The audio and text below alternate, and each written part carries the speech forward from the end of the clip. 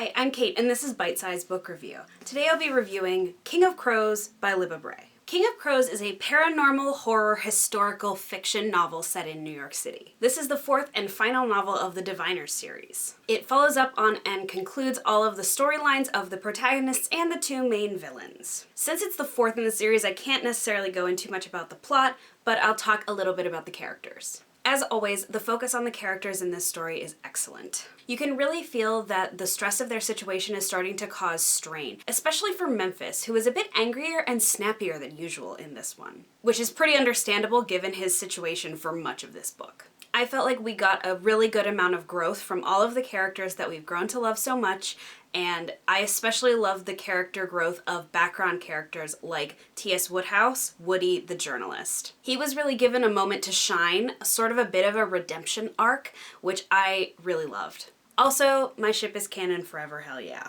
There were some things about King of Crows that I didn't like. The pacing was definitely off. The sense of urgency that we have in the first third of this book completely dissipates. And that was pretty confusing given how urgent and high stakes everything felt. The middle of the book sort of meandered in a lot of different ways, and it took a very long time to get from point A to point B in a way that felt like we were wasting time. The ending felt a little bit rushed, which probably had a lot to do with how slow the middle of the book is paced, and there were a couple of things that tied up a little bit too nicely to be entirely satisfying. The choice to change the setting from New York City felt like a bit of a negative. The atmosphere of the city that Bray has evoked in the last 3 books feels very central to the series, and the lack of it here was noticeable. Was it narratively necessary?